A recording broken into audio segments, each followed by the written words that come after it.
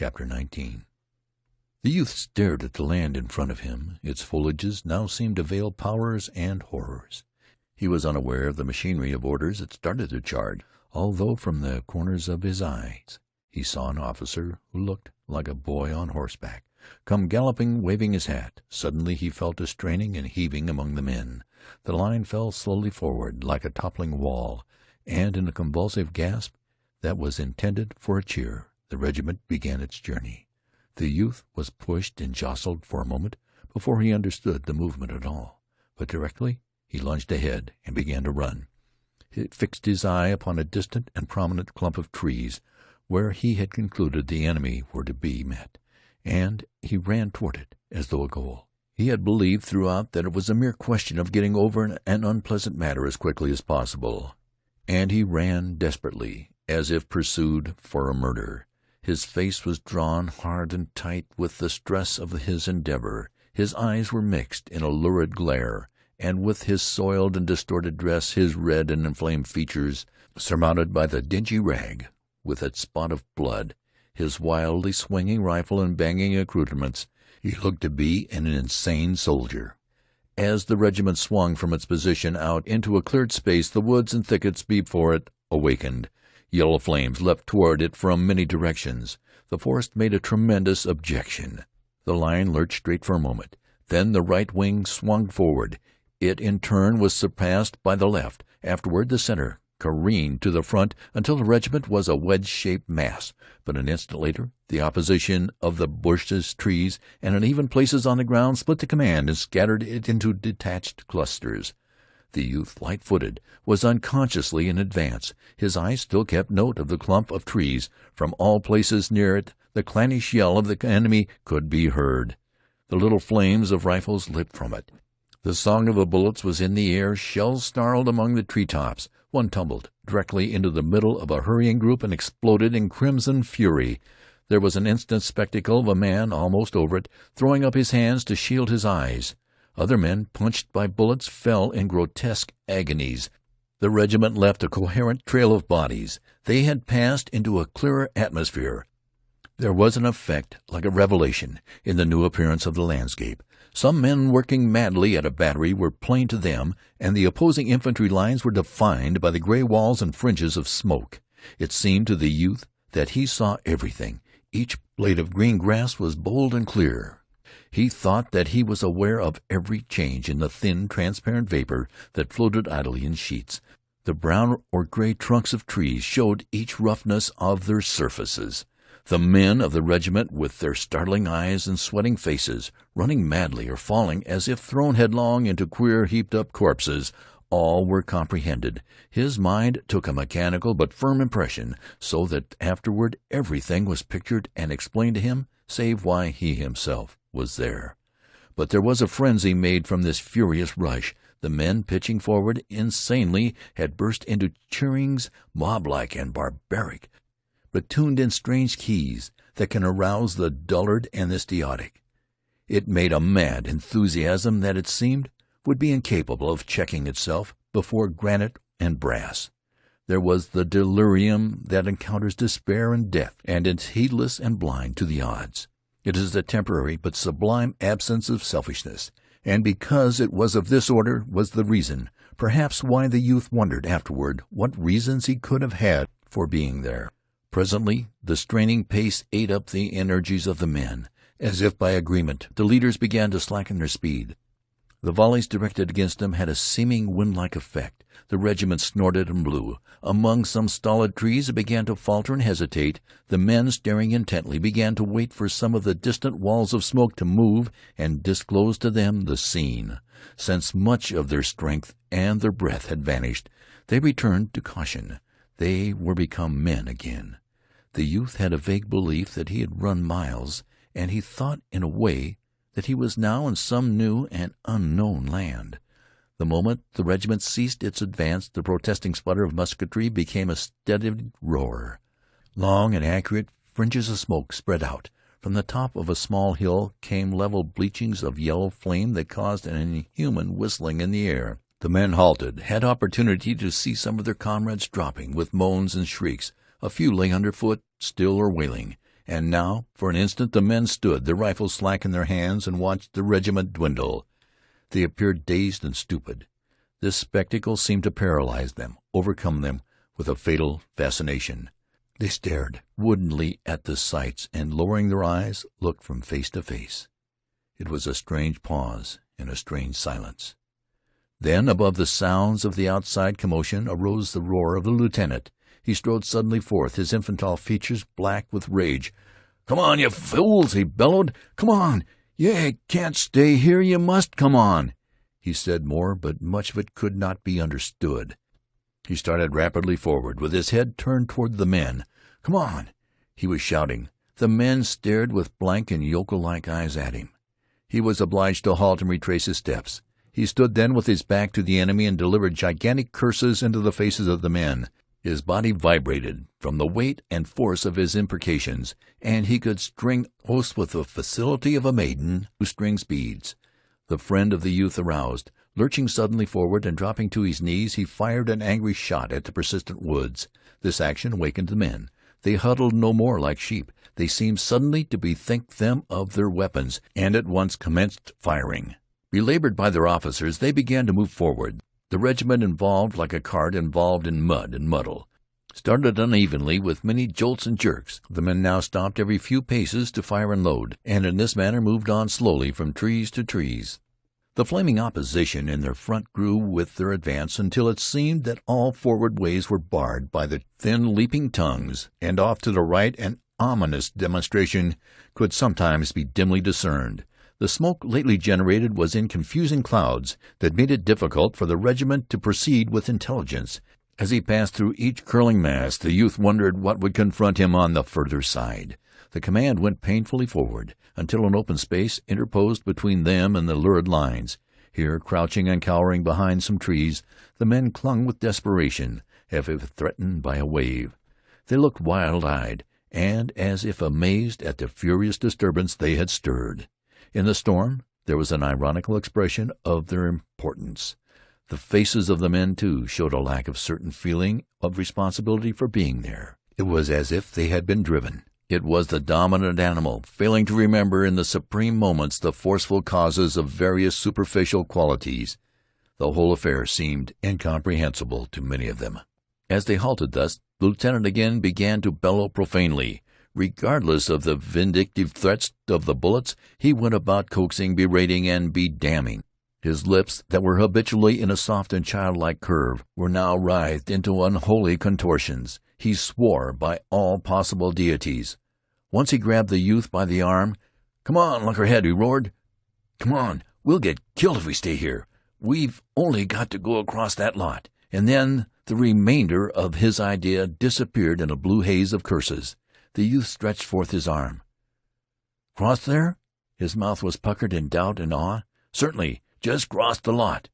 "We can't stay here," screamed the lieutenant. He poked his face close to the youth and waved his bandaged hand. "Come on." Presently he grappled with him as if for a wrestling bout.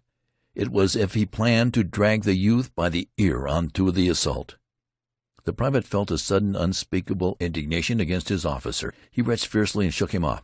"Come on yourself, then," he yelled. There was a bitter challenge in his voice.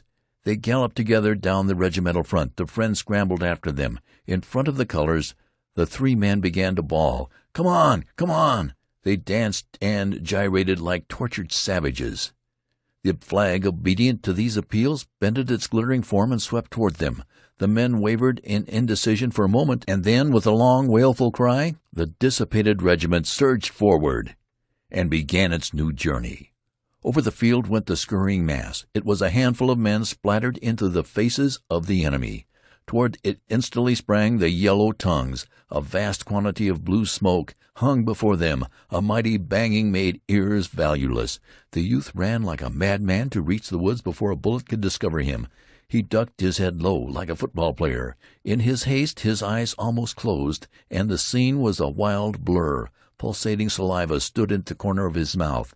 Within him, as he hurled himself forward, was born a love, a despairing fondness for his flag, which was near him. It was a creation of beauty and invulnerability. It was a goddess, radiant, that blended its form with an imperious gesture to him. It was a woman, red and white, hating and loving, that called him with the voice of his hopes. Because no harm could come to it, he endowed it with power. He kept near, as if it could be a saver of lives, and an imploring cry went from his mind. In the mad scramble he was aware that the color sergeant flinched suddenly as if struck by a bludgeon. He faltered and then became motionless, save for his quivering knees. He made a spring and a clutch at the pole. At the same instant his friend grabbed it from the other side. They jerked it, stout and furious, but the color sergeant was dead, and the corpse would not relinquish its trust. For a moment there was a grim encounter. The dead man, swinging with bended back, seemed to be obstinately tugging, in ludicrous and awful ways, for the possession of the flag. It was past in an instant of time. They wrenched the flag furiously from the dead man, and as they turned again, the corpse swayed forward with bowed head. One arm swung high, and the curved hand fell with heavy protest on the friend's unheeding shoulder. Chapter 20. When the two youths turned with the flag, they saw that much of the regiment had crumbled away, and the dejected remnant was coming slowly back. The men, having hurled themselves in projectile fashion, had presently expended their forces. They slowly retreated, with their faces still toward the spluttering woods, and their hot rifles still replying to the din. Several officers were giving orders, their voices keyed to screams. "Where the hell are you going?" the lieutenant was asking in a sarcastic howl, and a red-bitted officer, whose voice of triple brass could plainly be heard, was commanding, "Shoot into 'em! Shoot into 'em! God damn their souls!" There was a melee of screeches in which the men were ordered to do conflicting and impossible things. The youth and his friend had a small scuffle over the flag. "Give it to me." "No, let me keep it." Each felt satisfied with the other's possession of it, but each felt bound to declare by an offer to carry the emblem his willingness to further risk himself. The youth roughly pushed his friend away. The regiment fell back to the stolid trees. There it halted for a moment, to blaze at some dark forms that had begun to steal upon its track. Presently it resumed its march again, curving among the tree trunks. By the time the depleted regiment had again reached the first open space, they were receiving a fast and merciless fire. There seemed to be mobs all about them. The greater part of the men, discouraged, their spirits worn by the turmoil, acted as if stunned. They accepted the pelting of the bullets with bowed and weary heads. It was of no purpose to strive against walls. It was of no use to batter themselves against granite. And from this consciousness that they had attempted to conquer an unconquerable thing, there seemed to arise a feeling that they had been betrayed. They glowered and bent brows, but dangerously, upon some of the officers, more particularly upon the red-bearded one with the voice of triple brass. However, the rear of the regiment was fringed with men who continued to shoot irritably at the advancing foes. They seemed resolved to make every trouble. The youthful lieutenant was perhaps the last man in the disordered mass. His forgotten back was toward the enemy. He had been shot in the arm. It hung straight and rigid. Occasionally he would cease to remember it, and be about to emphasize an oath with a sweeping gesture. The multiplied pain caused him to swear with incredible power. The youth went along with slipping, uncertain feet. He kept watchful eyes rearward. A scowl of mortification and rage was upon his face. He had thought of a fine revenge upon the officer who had referred to him and his fellows as mule drivers. But he saw that it could not come to pass. His dreams had collapsed when the mule drivers, dwindling rapidly, had wavered and hesitated on the little clearing, and then had recoiled. And now the retreat of the mule drivers was a march of shame to him. A dagger-pointed gaze from without his blackened face was held toward the enemy, but his greater hatred was riveted upon the man who, not knowing him, had called him a mule-driver. When he knew that he and his comrades had failed to do anything in successful ways that might bring the little pangs of a kind of remorse upon the officer, the youth allowed the rage of the baffled to possess him. This cold officer upon a monument, who dropped epitaph unconcernedly down, would be finer as a dead man, he thought. So grievous did he think it that he could never possess the secret right to taunt truly in answer. He had pictured red letters of curious revenge. "We are mule drivers, are we?" And how he was compelled to throw them away. He presently wrapped his heart in the cloak of his pride and kept the flag erect. He harangued his fellows, pushing against their chests with his free hand. To those he knew well he made frantic appeals, beseeching them by name. Between him, the lieutenant, scolding, and near to losing his mind with rage, there was felt a subtle fellowship and equality. They supported each other in all manners of hoarse, howling protests. But the regiment was a machine run down. The two men babbled at a forceless thing. The soldiers who had heart to go slowly were continually shaken in their resolves by a knowledge that comrades were slipping with speed back to the lines. It was difficult to think of reputation when others were thinking of skins. Wounded men were left crying on this black journey. The smoke fringes and flames blustered always. The youth, peering once through a sudden rift in a cloud, saw a brown mass of troops interwoven and magnified until they appeared to be thousands. A fierce-hued flag flashed before his vision. Immediately, as if the uplifting of the smoke had been prearranged, the discovered troops burst into a rasping yell, and 100 flames jetted toward the retreating band. A rolling gray cloud again interposed as the regiment doggedly replied. The youth had to depend again upon his misused ears, which were trembling and buzzing from the melee of musketry and yells. The way seemed eternal. In the clouded haze men became panic-stricken with the thought that the regiment had lost its path and was proceeding in a perilous direction. Once the men who headed the wild procession turned and came pushing back against their comrades, screaming that they were being fired upon from points which they had considered to be toward their own lines. At this cry a hysterical fear and dismay beset the troops. A soldier who heretofore had been ambitious to make the regiment into a wise little band that would proceed calmly amid the huge appearing difficulties, suddenly sank down and buried his face in his arms with an air of bowing to a doom. From another a shrill lamentation rang out, filled with profane allusions to a general. Men ran hither and thither, seeking with their eyes roads of escape. With serene regularity, as if controlled by a schedule, bullets buffed into men.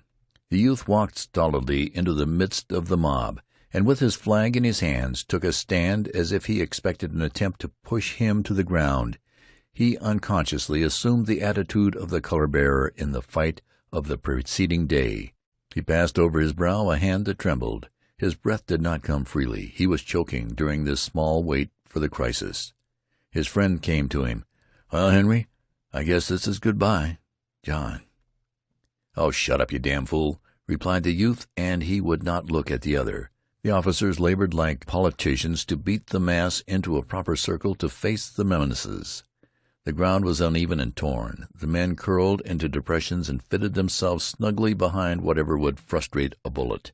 The youth noted with vague surprise that the lieutenant was standing mutely with his legs far apart and his sword held in the manner of a cane. The youth wondered what had happened to his vocal organs, that he no more cursed. There was something curious in this little intent pause of the lieutenant. He was like a babe which, having wept its fill, raises its eyes and fixes them upon a distant toy. He was engrossed in this contemplation, and the soft upper lip quivered from self-whispered words. Some lazy and ignorant smoke curled slowly. The men, hiding from the bullets, waited anxiously for it to lift and to disclose the plight of the regiment. The silent ranks were suddenly thrilled by the eager voice of the youthful lieutenant, bawling out, "Here they come! Right on to us, by God!" His further words were lost in a roar of wicked thunder from the men's rifles. The youth's eyes had instantly turned in the direction indicated by the awkward and agitated lieutenant, and he had seen the haze of treachery disclosing a body of soldiers of the enemy. They were so near that he could see their features. There was a recognition as he looked at the types of faces. Also he perceived with dim amazement that their uniforms were rather gray in effect, being light gray, accented with a brilliant-hued facing. Moreover, the clothes seemed new. These troops had apparently been going forward with caution, their rifles held in readiness, when the youthful lieutenant had discovered them, and their movement had been interrupted by the volley from the Blue Regiment. From the moment's glimpse it was derived that they had been unaware of the proximity of their dark-suited foes and had mistaken the direction. Almost instantly they were shut utterly from the youth's sight by the smoke from the energetic rifles of his companions. He strained his vision to learn the accomplishment of the volley, but the smoke hung before him. The two bodies of troops exchanged blows in the manner of a pair of boxers. The fast, angry firings went back and forth. The men in blue were intent with the despair of their circumstances, and they seized upon the revenge to be had at close range. Their thunder swelled loud and valiant. Their curving front bristled with flashes, and the place resounded with the clangor of the ramrods. The youth ducked and dodged for a time and achieved a few unsatisfactory views of the enemy. There appeared to be many of them, and they were replying swiftly. They seemed moving toward the Blue Regiment, step by step. He seated himself gloomily on the ground with his flag between his knees. As he noted the vicious, wolf-like temper of his comrades, he had a sweet thought that if the enemy was about to swallow the regimental broom as a large prisoner, it could at least have the consolation of going down with the bristles forward. But the blows of the antagonist began to grow more weak. Fewer bullets ripped the air, and finally, when the men slackened to learn of the fight, they could see only dark, floating smoke. The regiment lay still and gazed. Presently some chance whim came to the pestering blur, and it began to coil heavily away. The men saw a ground vacant of fighters. It would have been an empty stage if it were not for a few corpses that lay thrown and twisted into fantastic shapes upon the sward. At sight of this tableau, many of the men in blue sprang from behind their covers and made an ungainly dance of joy. Their eyes burned, and a hoarse cheer of elation broke from their dry lips. It had begun to seem to them that events were trying to prove that they were impotent. These little battles have evidently endeavored to demonstrate that the men could not fight well. When on the verge of submission to these opinions, the small duel had showed them that the proportions were not impossible, and by it they had revenged themselves upon their misgivings and upon the foe. The impetus of enthusiasm was theirs again. They gazed about them with looks of uplifted pride, feeling new trust in the grim, always confident weapons in their hands. And they were men. Chapter 21. Presently they knew that no firing threatened them. All ways seemed once more open to them. The dusty blue lines of their friends were disclosed a short distance away. In the distance there were many colossal noises, but in all this part of the field there was a sudden stillness. They perceived that they were free. The depleted band drew a long breath of relief and gathered itself into a bunch to complete its trip. In this last length of journey the men began to show strange emotions. They hurried with nervous fear. Some who had been dark and unfaltering in the grimmest moments now could not conceal an anxiety that made them frantic. It was perhaps that they dreaded to be killed in insignificant ways after the times for proper military deaths had passed. Or perhaps they thought it would be too ironical to get killed at the portals of safety. With backward looks of perturbation they hastened. As they approached their own lines, there was some sarcasm exhibited on the part of a gaunt and bronze regiment that lay resting in the shade of trees. Questions were waved to them. "Where the hell you been? Why didn't you stay there? Was it warm out there, sonny? Going home now, boys?" One shouted in taunting mimicry. "Oh, mother, come quick and look at the soldiers." There was no reply from the bruised and battered regiment, save that one man made broadcast challenges to fist-fights, and the red-bearded officer walked rather near and glared in great swashbuckler style at a tall captain in the other regiment. But the lieutenants suppressed the man who wished to fist-fight, and the tall captain, flushing at the little fanfare of the red-bearded one, was obliged to look intently at some trees. The youth's tender flesh was deeply stung by these remarks. From under his creased brows he glowered with hate at the mockers. He meditated upon a few revenges. Still many in the regiment hung their heads in criminal fashion, so that it came to pass that the men trudged with sudden heaviness, as if they bore upon their bended shoulders the coffin of their honor. And the youthful lieutenant, recollecting himself, began to mutter softly in black curses. They turned when they arrived at their old position to regard the ground over which they had charged. The youth in his contemplation was smitten with a large astonishment. He discovered that the distances, as compared with the brilliant measurings of his mind, were trivial and ridiculous. The stolid trees where much had taken place seemed incredibly near. The time, too, now that he reflected, he saw to have been short. He wondered at the number of emotions and events that had been crowded into such little spaces. Elfin thoughts must have exaggerated and enlarged everything, he said. It seemed then that there was bitter justice in the speeches of the gaunt and bronzed veterans. He veiled a glance of disdain at his fellows who strewed the ground, choking with dust, red from perspiration, misty-eyed, disheveled.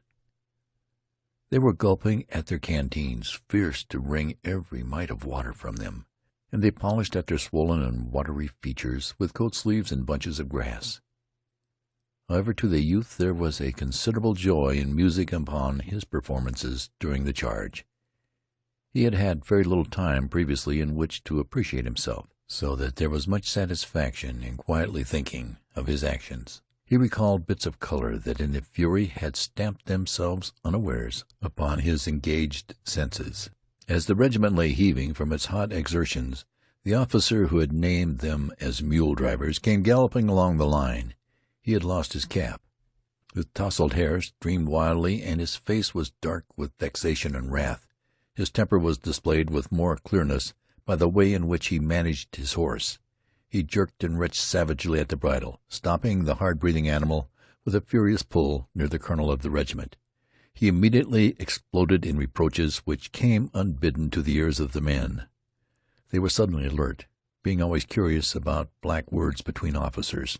"Oh, thunder, Machancy, what an awful bull you made of this thing," began the officer. He attempted low tones, but his indignation caused certain of the men to learn the sense of his words. "What an awful mess you made. Good Lord, man, you stopped about 100 feet this side of a very pretty success. If your men had gone 100 feet further, you would have made a great charge. But as it is, what a lot of mud diggers you've got anyway." The men, listening with bated breath, now turned their curious eyes upon the colonel. They had a ragamuffin interest in this affair. The colonel was seen to straighten his form and put one hand forth in oratorical fashion. He wore an injured air. It was as if a deacon had been accused of stealing. The men were wriggling in an ecstasy of excitement. But of a sudden the colonel's manner changed from that of a deacon to that of a Frenchman. He shrugged his shoulders. "Oh, well, gentlemen, we went as far as we could," he said calmly. "As far as you could? Did you, by God?" snorted the other. "Well, that wasn't very far, was it?" he added with a glance of cold contempt into the other's eyes. "Not very far, I think. You were intended to make a diversion in favor of Whiterside. How well you succeeded, your own ears can tell you." He wheeled his horse and rode stiffly away. The colonel, bidden to hear the jarring noises of an engagement in the woods to the left, broke out in vague damnations. The lieutenant, who had listened with an air of impotent rage to the interview, spoke suddenly in firm and undaunted tones. "I don't care what a man is, whether he is a general or what. If he says the boys didn't put up a good fight out there, he's a damn fool." "Lieutenant," began the colonel severely, "this is my own affair, and I'll trouble you." The lieutenant made an obedient gesture. "All right, Colonel, all right," he said. He sat down with an air of being content with himself. The news that the regiment had been reproached went along the line. For a time the men were bewildered by it. "Good thunder!" they ejaculated, staring at the vanishing form of the general. They conceived it to be a huge mistake. Presently, however, they began to believe that in truth their efforts had been called light. The youth could see this conviction weigh upon the entire regiment until the men were like cuffed and cursed animals, but withal rebellious. The friend, with a grievance in his eye, went to the youth. "I wonder what he does want," he said. "He must think we went out there and played marbles. I never see such a man."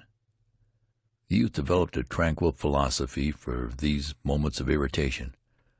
"Oh, well," he rejoined, "he probably didn't see nothing of it at all, and got mad as blazes, and concluded we were a lot of sheep, just because we didn't do what he wanted done. It's a pity Grandpa Henderson got killed yesterday. He'd have known that we did our best and fought good. It's just our awful luck, that's what." "I should say so," replied the friend. He seemed to be deeply wounded at an injustice. "I should say we did have awful luck. There's no fun in fighting for people when everything you do, no matter what, ain't done right.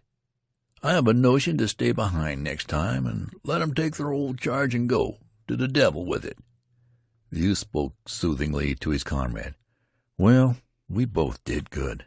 I'd like to see the fool what'd say we both didn't do as good as we could." "Of course we did," declared the friend stoutly, "and I'd break the feller's neck if he was as big as a church. But we're all right anyhow, for I heard one fellow say that we two fit the best in the regiment, and they had a great argument about it. Another feller, of course, he said to up and say it was a lie. He seen all what was going on, and he never seen us from the beginning to the end. And a lot more struck in and says it wasn't a lie. We did fight like thunder, and they give us quite a send-off. But this is what I can't stand. These everlasting old soldiers tittering and laughing, and then that general. He's crazy." The youth exclaimed with sudden exasperation, "He's a lunkerhead. Makes me mad. I wish he'd come along next time. We'd show him what." He ceased because several men had come hurrying up. Their faces expressed a bringing of great news. "Oh, Flem, you just oughta heard," cried one eagerly. "Heard what?" said the youth. "You just oughta heard," repeated the other, and he arranged himself to tell his tidings. The others made an excited circle. "Well, sir, the colonel met your lieutenant right by us. It was the damnedest thing I ever heard, and he says, he says, 'Mr. Hornbrook,' he says, 'by the way, who was that lad that carried the flag?' he says. 'There, Fleming, what do you think of that? Who was the lad that carried the flag?' he says, and the lieutenant, he speaks up right away. 'That's Fleming, and he's a Jim Hickey,' he said right away. What? I say he did. A Jim Hickey, he says. Those are his words. He did, too. I say he did. And you can tell this story better than I can. Go ahead and tell it." "Well, then, keep your mouth shut." "Lieutenant, he says, he's a Jim Hickey, and the colonel, he says, ahem, he is indeed a very good man. Ahem. He kept the flag way to the front. I saw him. He's a good un, says the colonel. You bet, says the lieutenant.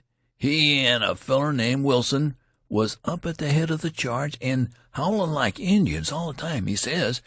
Head of the charge all the time, he says. A feller named Wilson, he says.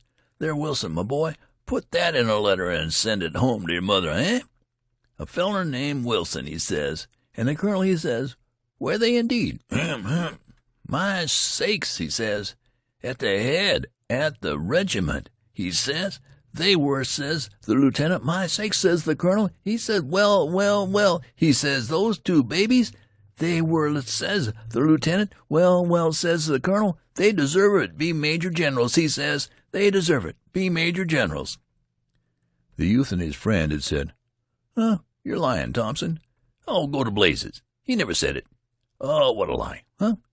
But despite these youthful scoffing and embarrassment, they knew that their faces were deeply flushing from thrills of pleasure. They exchanged a secret glance of joy and congratulation. They speedily forgot many things. The past held no pictures of error and disappointment. They were very happy, and their hearts swelled with grateful affection for the colonel and the youthful lieutenant. Chapter 22. When the woods again began to pour forth the dark-hued masses of the enemy, the youth felt serene self-confidence. He smiled briefly when he saw men dodge and duck at the long screeching of shells that were thrown in giant handfuls over them. He stood erect and tranquil, watching the attack begin against a part of the line that made a blue curve along the side of an adjacent hill. His vision being unmolested by smoke from the rifles of his companions, he had opportunities to see parts of the hard fight.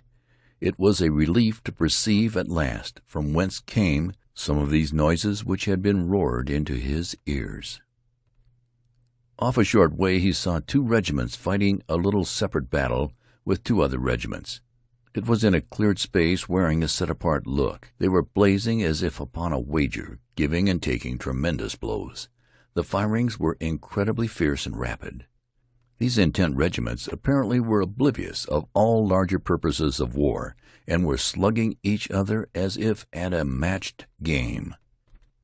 In another direction he saw a magnificent brigade going with the evident intention of driving the enemy from a wood.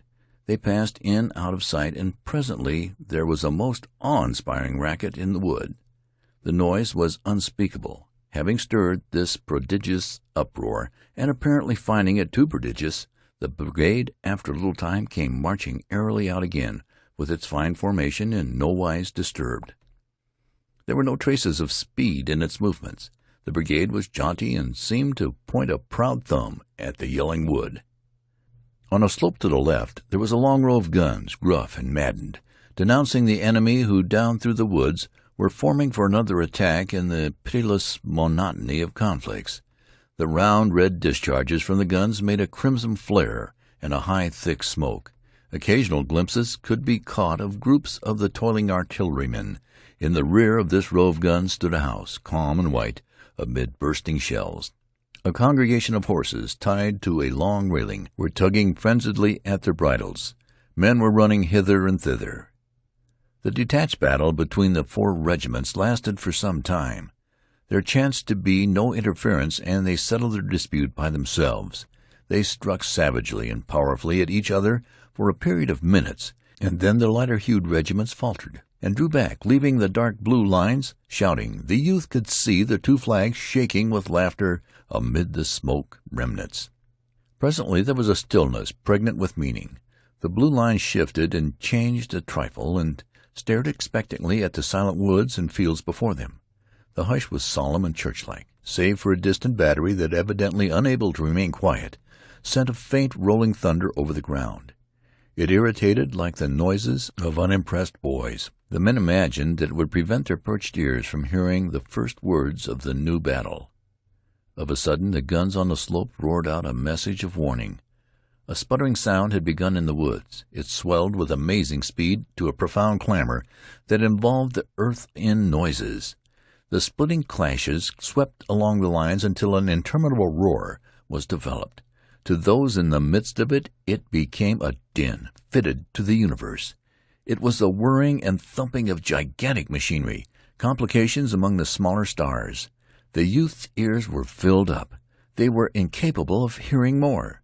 On an incline over which a road wound, he saw wild and desperate rushes of men, perpetually backward and forward, in riotous surges. These parts of the opposing armies were 2 long waves that pitched upon each other, madly at dictated points. To and fro they swelled. Sometimes one side, by its yells and cheers, would proclaim decisive blows, but a moment later the other side would be all yells and cheers. Once the youth saw a spray of light forms go in hound-like leaps toward the waving blue lines. There was much howling, and presently it went away with a vast mouthful of prisoners.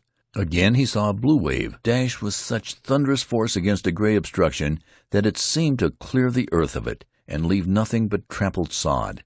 And always, in their swift and deadly rushes to and fro, the men screamed and yelled like maniacs. Particular pieces of fence or secure positions behind collections of trees were wrangled over as gold thrones or pearl bedsteads. There were desperate lunges at these chosen spots, seemingly every instant, and most of them were bandied like light toys between the contending forces. The youth could not tell from the battle flags flying like crimson foam in many directions which color of cloth was winning. His emaciated regiment burst forth with undiminished fierceness when its time came. When assaulted again by bullets, the men burst out in a barbaric cry of rage and pain. They bent their heads in aims of intent hatred behind the projected hammers of their guns. Their ramrods clanged loud with fury as their eager arms pounded the cartridges into the rifle barrels. The front of the regiment was a smoke wall penetrated by flashing points of yellow and red.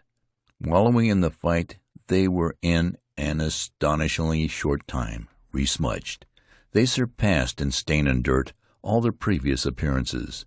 Moving to and fro with strained exertion, jabbering the while, they were, with their swaying bodies, black faces, and glowing eyes, like strange and ugly friends, jiggling heavily in the smoke. The lieutenant, returning from a tour after a bandage, produced from a hidden receptacle of his mind new and portentous oaths suited to the emergency. Strings of expletives he swung lash-like over the backs of his men, and it was evident that his previous efforts had in no wise impaired his resources. The youth, still the bearer of the colors, did not feel his idleness. He was deeply absorbed as a spectator. The crash and swing of the great drama made him lean forward, intent-eyed, his face working in small contortions. Sometimes he prattled words, coming unconsciously from him in grotesque exclamations. He did not know that he breathed, that the flag hung silently over him, so absorbed was he. A formidable line of the enemy came within dangerous range. They could be seen plainly, tall, gaunt men, with excited faces, running with long strides toward a wandering fence. At sight of this danger the men suddenly ceased their cursing monotone. There was an instant of strange silence before they threw up their rifles and fired a plumping volley at the foes. There had been no order given. The men, upon recognizing the menace, had immediately let drive their flock of bullets without waiting for word of command. But the enemy were quick to gain the protection of the wandering line of fence. They slid down behind it with remarkable celerity, and from this position they began briskly to slice up the blue men. These latter braced their energies for a great struggle. Often white clenched teeth shone from the dusky faces. Many heads surged to and fro, floating upon a pale sea of smoke. Those behind the fence frequently shouted and yelped in taunts and gib-like cries, but the regiment maintained a stressed silence. Perhaps at this new assault the men recalled the fact that they had been named mud-diggers, and it made their situation thrice bitter. They were breathlessly intent upon keeping the ground and thrusting away the rejoicing body of the enemy. They fought swiftly, and with a despairing savageness denoted in their expressions. The youth had resolved not to budge whatever should happen. Some arrows of scorn that had buried themselves in his heart had generated strange and unspeakable hatred. It was clear to him that his final and absolute revenge was to be achieved by his dead body lying torn and gluttering upon the field. This was to be a poignant retaliation upon the officer who had said mule drivers, and later mud diggers.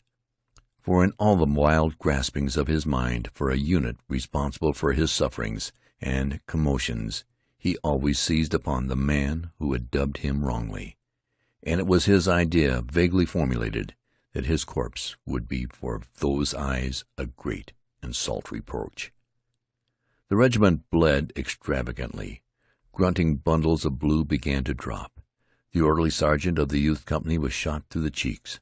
Its supports being injured, his jaw hung far down, disclosing in the wide cavern of his mouth a pulsing mass of blood and teeth. And with it all he made attempts to cry out. In his endeavor there was a dreadful earnestness, as if he conceived that one great shriek would make him well. The youth saw him presently go rearward. His strength seemed in no wise impaired. He ran swiftly, casting wild glances for succor. Others fell down about the feet of their companions. Some of the wounded crawled out and away, but many lay still, their bodies twisted into impossible shapes. The youth looked once for his friend. He saw a vehement young man, powder-smeared and frowzled, whom he knew to be him. The lieutenant also was unscathed in his position at the rear. He had continued to curse, but it was now with the air of a man who was using his last box of oaths. For the fire of the regiment had begun to wane and drip. The robust voice that had come strangely from the thin ranks was growing rapidly weak. Chapter 23. The colonel came running along the back of the line. There were other officers following him. "We must charge him!" they shouted. "We must charge him!" They cried with resentful voices, as if anticipating rebellion against this plan by the men. The youth, upon hearing the shouts, began to study the distance between him and the enemy. He made vague calculations. He saw that to be firm soldiers they must go forward. It would be death to stay in the present place, and with all the circumstances to go backward would exalt too many others. Their hope was to push the galling forces away from the fence. He expected that his companions, weary and stiffened, would have to be driven to this assault, but as he turned toward them he perceived with a certain surprise that they were giving quick and unqualified expressions of assent. There was an ominous, clanging overture to the charge when the shafts of the bayonets rattled upon the rifle barrels. At the yelled words of command the soldiers sprang forward in eager leaps. There was new and unexpected forces in the movement of the regiment. A knowledge of its faded and jaded condition made the charge appear to be a paroxysm, a display of the strength that comes before a final feebleness. The men scampered in insane fever of haste, racing as if to achieve a sudden success before an exhilarating fluid should leave them. It was a blind and despairing rush by the collection of men in dusty and tattered blue, over a green sward and under a sapphire sky, towards a fence dimly outlined in smoke, from behind which sputtered the fierce rifles of enemies. The youth kept the bright colors to the front. He was waving his free arm in furious circles, the while shrieking mad calls and appeals, urging on those that did not need to be urged, for it seemed that the mob of blue men, hurling themselves on the dangerous group of rifles, were again grown suddenly wild with an enthusiasm of unselfishness. From the many firings starting toward them, it looked as if they would merely succeed in making a great sprinkling of corpses on the grass between their former position and the fence. But they were in a state of frenzy, perhaps because of forgotten vanities, and it made an exhibition of sublime recklessness. There was no obvious questioning, nor figurings, nor diagrams. There was apparently no considered loopholes. It appeared that the swift wings of their desires would have shattered against the iron gates of the impossible. He himself felt the daring spirit of a savage, religion mad. He was capable of profound sacrifices, a tremendous death. He had no time for dissections, but he knew that he thought of the bullets only as things that could prevent him from reaching the place of his endeavor. There were subtle flashings of joy within him that thus should be his mind. He strained all his strength. His eyesight was shaken and dazed by the tension of thought and muscle. He did not see anything excepting the mist of smoke gashed by the little knives of fire. But he knew that in it lay the aged fence of a vanished farmer, protecting the snuggled bodies of the gray men. As he ran, a thought of the shock of contact gleamed in his mind. He expected a great concussion when the two bodies of troops crashed together. This became a part of his wild battle madness. He could feel the onward swing of the regiment about him, and he conceived of a thunderous, crushing blow that would prostrate the resistance and spread consternation and amazement for miles. The flying regiment was going to have a catapultic effect. This dream made him run faster among his comrades, who were giving vent to hoarse and frantic cheers. But presently he could see that many of the men in gray did not intend to abide the blow. The smoke rolling disclosed men who ran, their faces still turned. These grew to a crowd who retired stubbornly. Individuals wheeled frequently to send a bullet at the blue wave. But at one part of the line there was a grim and obdurate group that made no movement. They were settled firmly down behind posts and rails. A flag ruffled and fierce waved over them, and their rifles dinned fiercely. The blue whirl of men got very near, until it seemed that in truth there would be a close and frightful scuffle. There was an expressed disdain in the opposition of the little group that changed the meaning of the cheers of the men in blue. They became yells of wrath, directed, personal. The cries of the two parties were now in sound and interchange of scathing insults. They in blue showed their teeth, their eyes shone all white. They launched themselves at the throats of those who stood resisting. The space between dwindled to an insignificant distance. The youth had centered the gaze of his soul upon the other flag. Its possession would be high pride. It would express bloody minglings near blows. He had a gigantic hatred for those who made great difficulties and complications. They caused it to be as a craved treasure of mythology, hung amid tasks and contrivances of danger. He plunged like a mad horse at it. He was resolved it should not escape if wild blows and darings of blows could seize it.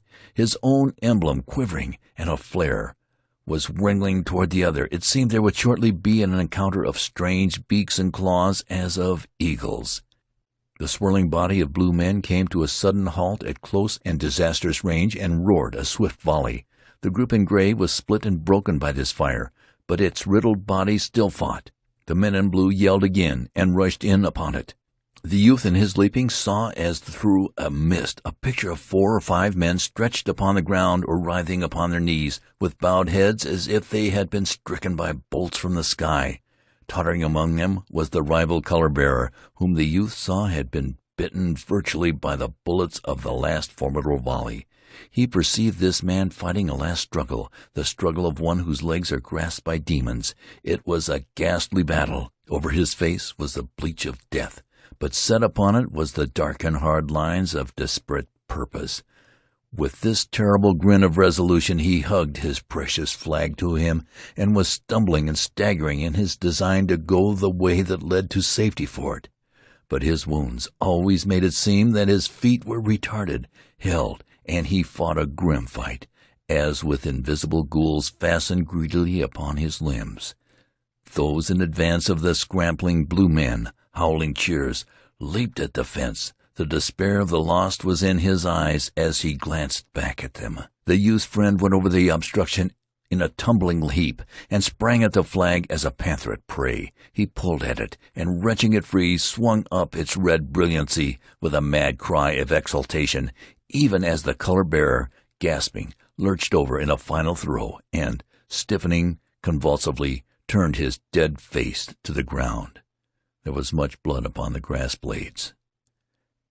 At the place of success there began more wild clamorings of cheers. The men gesticulated and bellowed in an ecstasy. When they spoke, it was as if they considered their listener to be a mile away. What hats and caps were left to them they often slung high in the air. At one part of the line 4 men had been swooped upon, and they now sat as prisoners. Some blue men were about them in an eager and curious circle. The soldiers had trapped strange birds, and there was an examination. A flurry of fast questions was in the air. One of the prisoners was nursing a superficial wound in the foot. He cuddled it, baby-wise, but he looked up from it often to curse with an astonishing utter abandon straight at the noses of his captors. He consigned them to red regions. He called upon the pestilential wrath of strange gods, and with it all he was singularly free from recognition of the finer points of the conduct of prisoners of war. It was as if a clumsy clod had trod upon his toe, and he conceived it to be his privilege, his duty, to use deep, resentful oaths. Another, who was a boy in years, took his plight with great calmness and apparent good nature. He conversed with the men in blue, studying their faces with his bright and keen eyes. They spoke of battles and conditions. There was an acute interest in all their faces during this exchange of viewpoints. It seemed a great satisfaction to hear voices from where all had been darkness and speculation. The third captive sat with a morose countenance. He preserved a stoical and cold attitude. To all advances he made one reply without variation: "Go to hell." The last of the 4 was always silent, and for the most part kept his face turned in unmolested directions. From the views the youth received he seemed to be in a state of absolute dejection. Shame was upon him, and with it profound regret that he was, perhaps, no more to be counted in the ranks of his fellows. The youth could detect no expression that would allow him to believe that the other was giving a thought to his narrowed future. The pictured dungeons, perhaps, and starvations and brutalities liable to the imagination. All to be seen was shame for captivity and regret for the right to antagonize. After the men had celebrated sufficiently, they settled down behind the old rail fence, on the opposite side to the one from which their foes had been driven. A few shot perfunctorily at distant marks. There was some long grass. The youth nestled in it, rested, making a convenient rail support the flag. His friend, jubilant and glorified, holding his treasure with vanity, came to him there. They sat side by side and congratulated each other. Chapter 24. The roarings that had stretched in a long line of sound across the face of the forest began to grow intermittent and weaker. The stentorian speeches of the artillery continued in some distant encounter, but the crashes of the musketry had almost ceased. The youth and his friend of a sudden looked up, feeling a deadened form of distress at the waning of these noises which had become a part of life. They could see changes going on among the troops. There were marchings this way and that way. A battery wheeled leisurely. On the crest of a small hill was the thick gleam of many departing muskets. The youth arose. "Well, what now, I wonder?" he said.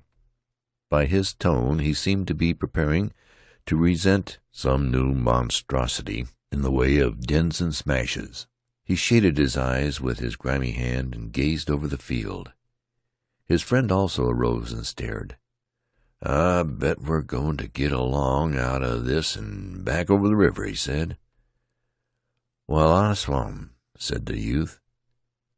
They waited, watching. Within a little while the regiment received orders to retrace its way. The men got up, grunting from the grass, regretting the soft repose. They jerked their stiffened legs and stretched their arms over their heads. One man swore as he rubbed his eyes. They all groaned. "Oh, Lord!" They had as many objections to this change as they would have had to a proposal for a new battle. They tramped slowly back over the field across which they had run in a mad scamper. The regiment marched until it had joined its fellows. The reformed brigade, in column, aimed through a wood at the road. Directly they were in a mass of dust-covered troops, and were trudging along in the way parallel to the enemy's lines as those had been defined by the previous turmoil. They passed within view of a stolid white house, and saw in front of it groups of their comrades lying in wait behind a neat breastwork. A row of guns were booming at a distant enemy. Shells thrown in reply were rising clouds of dust and splinters. Horsemen dashed along a line of entrenchments. At this point of its march the division curved away from the field and went winding off in the direction of the river. When the significance of this movement had impressed itself upon the youth, he turned his head and looked over his shoulder toward the trampled and debris-strewed ground. He breathed a breath of new satisfaction. He finally nudged his friend. "Well, it's all over," he said to him. His friend gazed backward. "By God, it is," he assented. They mused. For a time the youth was obliged to reflect in a puzzled and uncertain way. His mind was undergoing a subtle change. It took moments for it to cast off its battlefield ways and resume its accustomed course of thought. Gradually his brain emerged from the clogged clouds, and at last he was enabled to more closely comprehend himself and circumstance. He understood then that this experience of shot and countershot was in the past. He had dwelt in a land of strange, squalling upheavals, and had come forth. He had been where there was red of blood and black of passion, and he was escaped. His first thoughts were given to rejoicing at this fact. Later he began to study his deeds, his failures, and his achievements. Thus, fresh from scenes where many of his usual machines of reflection had been idle, from where he had proceeded sheep-like, he struggled to marshal all his acts. At last they marched before him clearly. From this present viewpoint he was enabled to look upon them in spectacular fashion, and to criticize them with some correctness, for his new condition had already defeated certain sympathies. Regarding his procession of memory, he felt gleeful and unregretting, for in it his public deeds were paraded in great and shining prominence. Those performances which had been witnessed by his fellows marched now in wide purple and gold, having various deflections. They went gaily with music. It was pleasure to watch these things. He spent delightful minutes viewing the gilded images of memory. He saw that he was good.